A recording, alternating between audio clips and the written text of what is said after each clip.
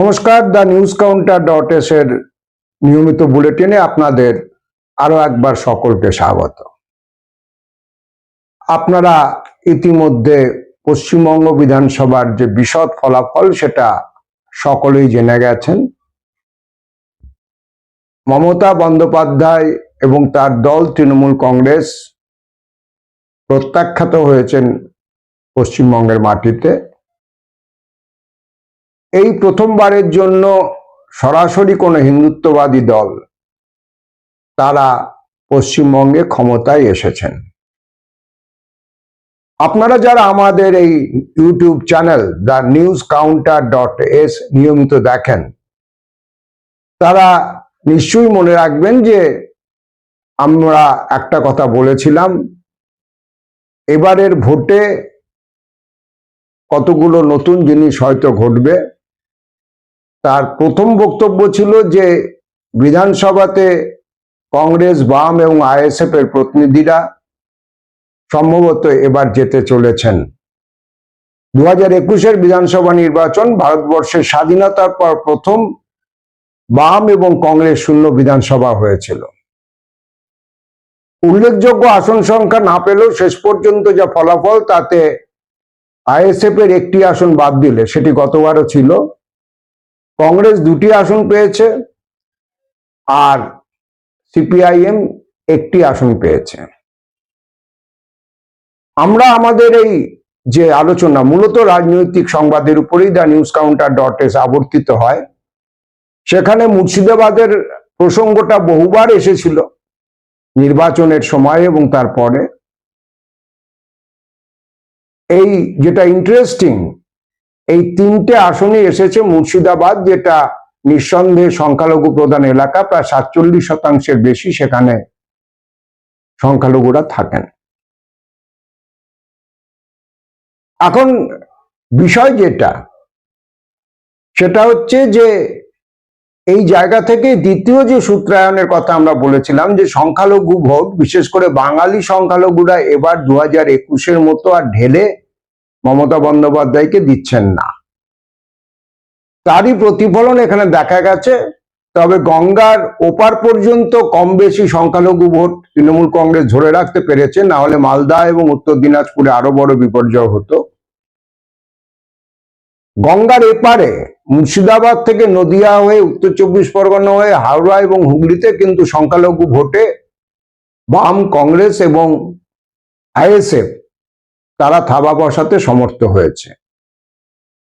তৃতীয় যে জিনিসটা আমরা বলেছিলাম, এই যে বাইনারি ভাঙার ক্ষেত্রে একটা প্রতীকী ভাঙা সম্ভব হয়েছে, অর্থাৎ তৃণমূল এবং বিজেপির বাইরে অন্য শক্তির প্রতিনিধি বিধানসভায় যেতে পেরেছে। যদি আমরা হুমায়ুন কবিরের দলটা বাদও দিই, তাহলে সেই সংখ্যা দাঁড়াচ্ছে হচ্ছে 4, 2 কংগ্রেস, 1 আইএসএফ, 1 বাম। কিন্তু সামগ্রিকভাবে গোটা রাজ্য জুড়ে বাইনারি ভাঙার যে সম্ভাবনাটা ছিল, সেটা কিন্তু বাস্তবে কার্যকরী হয়নি। এটাও বাস্তব। মূলত যে শতাংশের বিচারে ভোট বিজেপি বেশি পেয়েছে গত নির্বাচনের প্রেক্ষিতে, হিসেব করে দেখা যাচ্ছে তৃণমূল কংগ্রেস ঠিক সেই শতাংশ ভোটটা হারিয়েছে। আর বাম এবং কংগ্রেসের শিবির থেকে সামান্য হলেও রক্তক্ষরণ ঘটেছে। এদের এই দুটি শিবিরের ভোট শতাংশ কার্যত প্রান্তিক জায়গায় পৌঁছে গেছিল। নতুন করে সত্যি আর খুব বেশি ক্ষরণের সম্ভাবনা ছিল না, কিন্তু যেটা বাড়ার সম্ভাবনা ছিল, যেহেতু মেরুকরণের রাজনীতিটা এবারও সক্রিয়ভাবে কাজ করেছে ম্যাক্রো লেভেলে, সেহেতু সেই প্রত্যাশিত উল্লম্ফনের কোনো জায়গায় নির্বাচনে শেষ পর্যন্ত দেখা যায়নি। কিন্তু এই কিন্তুর প্রসঙ্গ ধরেই আমার আজকের প্রতিবেদন, যে এলাকা ভেদে কিন্তু বাইনারিকে ভেঙে দেওয়া সম্ভব হয়েছে। আমরা বলেছিলাম যে বাম এবং খাম মিলিয়ে প্রায় 25টি থেকে 26টি কেন্দ্রে উল্লেখযোগ্য ভোট পাবে। অধিকাংশ জায়গায় বাম শিবিরের ফলাফল খারাপ হয়েছে। 10-12 হাজার ভোটের মধ্যে সীমায়িত থেকেছে ভোট প্রাপ্তি। কিন্তু তার বাইরে কিছু আসনের ফলাফল, যেটা আমরা প্রথম থেকে বলছিলাম যে বাম গণতান্ত্রিক শক্তি নির্ধারক হতে পারে, তারা কিন্তু এই মেরুকরণের মধ্যেও ভোট কিছুটা হলেও পেয়েছে। আমরা আজকের বুলেটিনে আসন ধরে ধরে একটা ধারণা দেওয়ার চেষ্টা করব বাম এবং আইএসএফ প্রার্থীদের ভোট পাওয়ার, যাতে একটা স্বচ্ছ ধারণা তৈরি হতে পারে। আমরা প্রথমে সিপিআইএম এর যারা প্রার্থীরা তুলনামূলকভাবে ভালো ভোট পেয়েছেন তাদেরটা আলোচনা করছি। আমাকে কিছুটা নোটস দেখে পড়তে হবে, কারণ আমার সামনে কোনো টেলিপ্রম্পটার থাকে না। আমি আপনাদের সঙ্গে যে কথাবার্তা বলি সেটা মূলত স্মৃতির থেকে বলি, সেজন্য হয়তো দু একটা তথ্যগত ভুল অনেক সময় ফিগারে একটু এদিক ওদিক হয়। বড় চ্যানেল আপনারা যেটা দেখেন সেখানে তাদের সামনে টেলিপ্রম্পটার থাকে, কিন্তু আমার সেই সুযোগ নেই, ফলে কাগজ থেকে আপনাদের এই বিশদ তথ্য আমাকে শেয়ার করতে হচ্ছে। প্রথম কেন্দ্র স্বাভাবিকভাবে ডোমকল, যেখানে একমাত্র আসন সিপিআইএম এর প্রার্থী রানা জয়ী হয়েছেন। তিনি পেয়েছেন 1,07,882 ভোট। এটা সিপিএম প্রার্থীদের পাওয়া সর্বোচ্চ ভোট। তিনি জিতেছেন এবং তার জেতার মার্জিন 16,000। তার নিকটতম প্রতিদ্বন্দ্বী তার থেকে 16,000 কম ভোট পেয়ে দ্বিতীয় স্থানে ছিলেন। এর পরের আসনটা ভগবানগোলা, যেটা নিয়ে খুব একটা আলোচনা হয়নি, কিন্তু সিপিআইএম প্রার্থী এই ভগবানগোলাতে দ্বিতীয় হয়েছেন।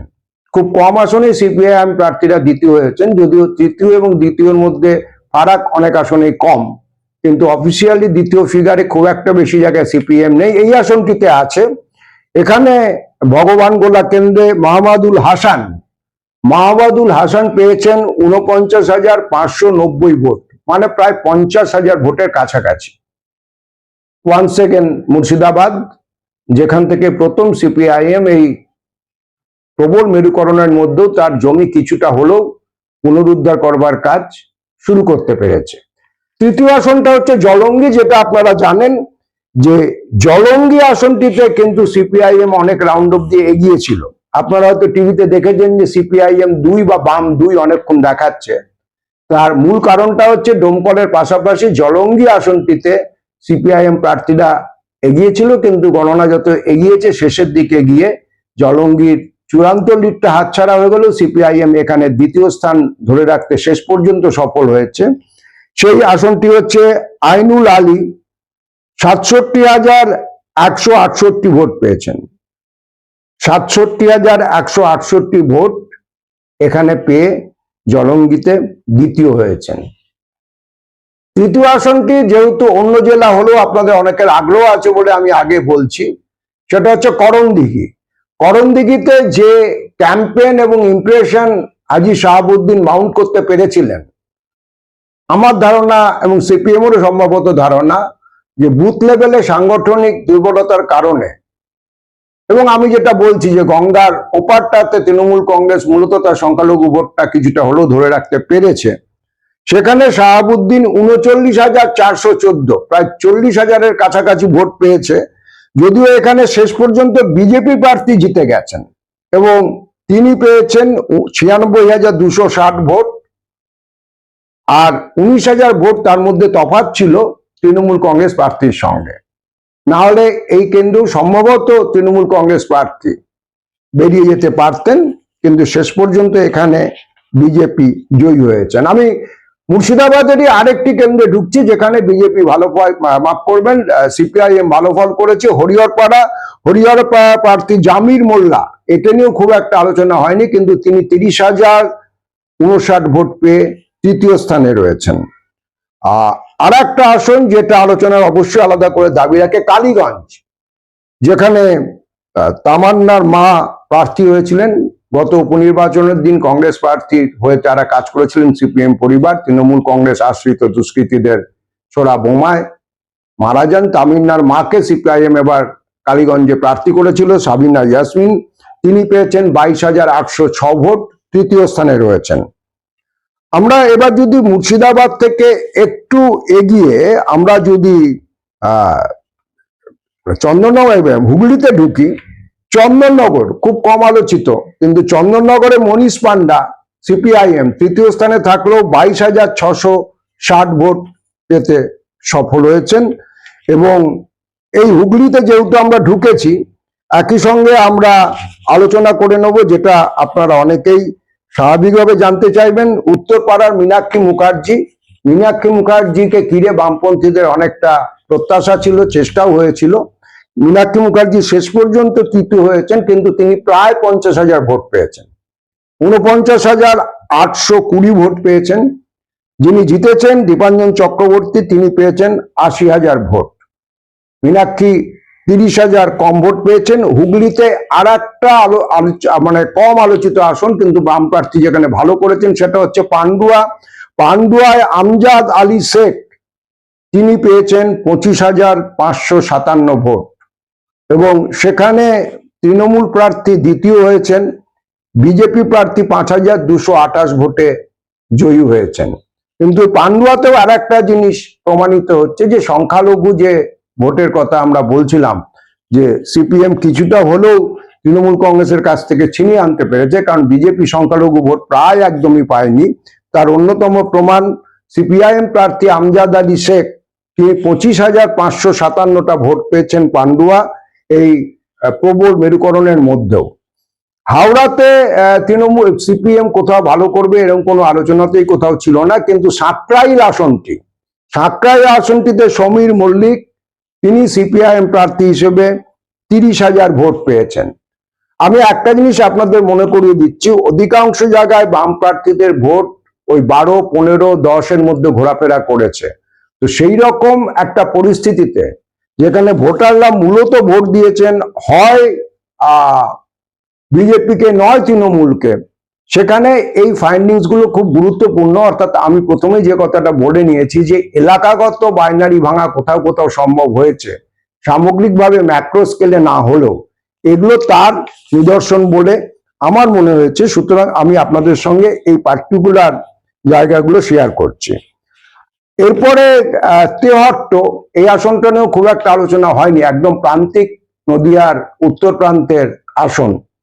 সেখানে সুবোধচন্দ্র বিশ্বাস 25,629টি ভোট পেয়েছেন।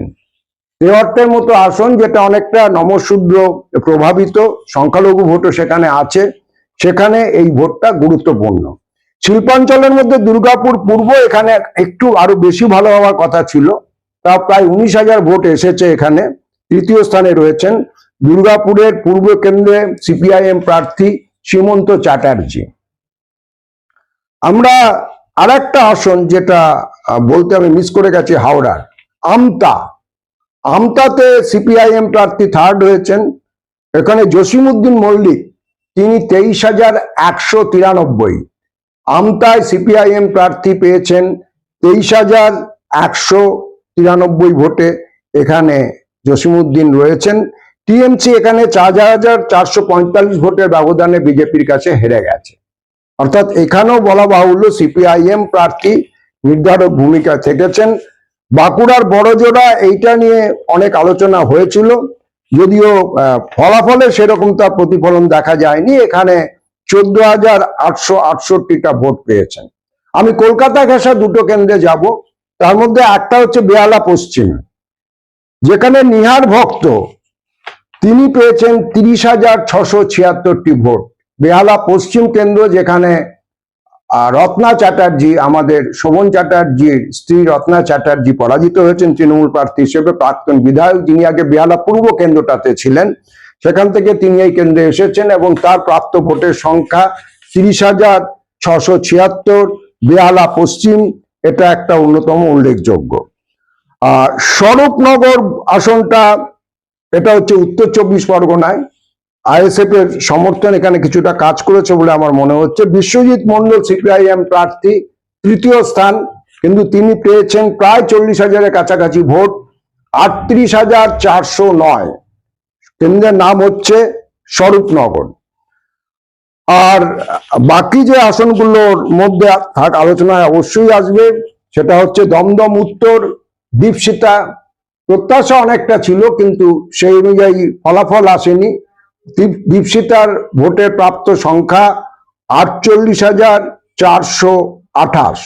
দমদম উত্তর কেন্দ্র, এখানে খুব একটা পরিচিত নন সৌরভ শিকদার, তার একটা অন্য পরিচয় আছে, তপন শিকদারের ভাইপো, তিনি 1,13,284 ভোটের মার্জিনে তিনি জিতেছেন এবং মাফ করবেন, তিনি ওখানে পেয়েছেন জিতেছেন হচ্ছে 25,404 ভোটে। ওখানে হেরেছেন মমতার হেভিওয়েট বন্দী চন্দ্রিমা ভট্টাচার্য। তার পরাজয়ের ব্যবধান সৌরভ সিকদারের কাছে 25,404 ভোট এবং এখানে দীপশিতা ধর পেয়েছেন 38,424 ভোট। অর্থাৎ এখানেও আমরা যেটা বলেছিলাম যে দীপশিতা ধর লড়াইয়ে আছেন, প্রায় 40,000-এর কাছাকাছি ভোট পেয়েছেন। যদিও সৌরভ সিকদার যার প্রচার ধার এবং ভার এবং এমনকি বুথ ম্যানিংও বহু জায়গায় প্রপারলি ছিল না, তিনি শেষ পর্যন্ত জিতে বেরিয়ে গিয়েছেন। কামারহাটি উত্তর 24 পরগনার আরেকটি কেন্দ্র যেটা আলোচনার মধ্যে ছিল, সেখানে কিন্তু মানস মুখার্জির ফলাফল ভালো হয়নি। শেষ পর্যন্ত মানস মুখার্জি পেয়েছেন 20,203টি ভোট। এখানে মদন মিত্র জয়ী হয়েছেন তৃণমূল কংগ্রেসের। আর যেটা উল্লেখযোগ্য যে লোকসভা যে নির্বাচন হয়েছে সেখানে কিন্তু সুজন চক্রবর্তী এই বেল্ট থেকে 26,000 ভোট পেয়েছিলেন, কিন্তু সেখানে কামারহাটি মানস মুখার্জি যখন নিজে লড়েছেন বিধানসভা কেন্দ্রে, সেখানে ভোটের ফলাফল আরো প্রায় 5 থেকে 6,000 ভোট সিপিএম প্রার্থী লুজ করেছে।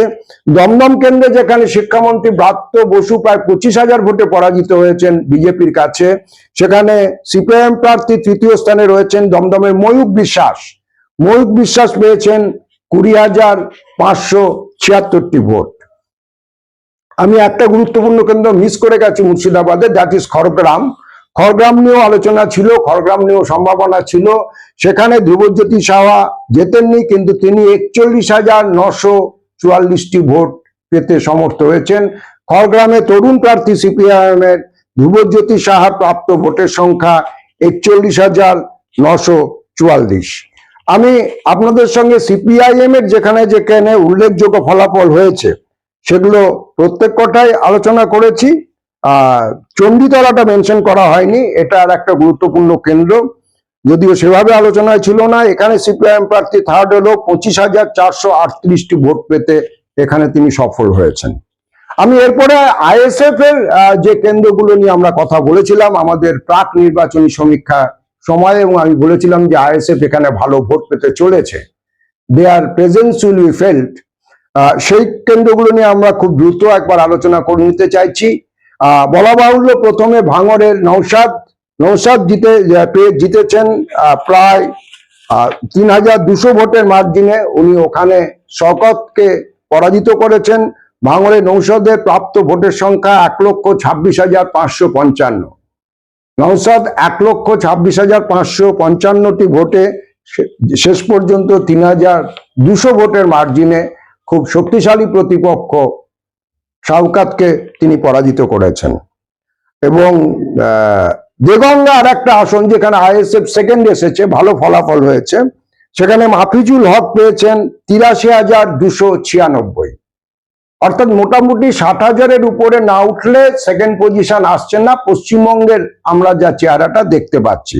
বসিরহাট উত্তর আর একটা কেন্দ্র যেখানে আইএসএফ দ্বিতীয় স্থান পেয়েছে, আরেকটি কেন্দ্র, সেটা হচ্ছে মোহাম্মদ মুসা।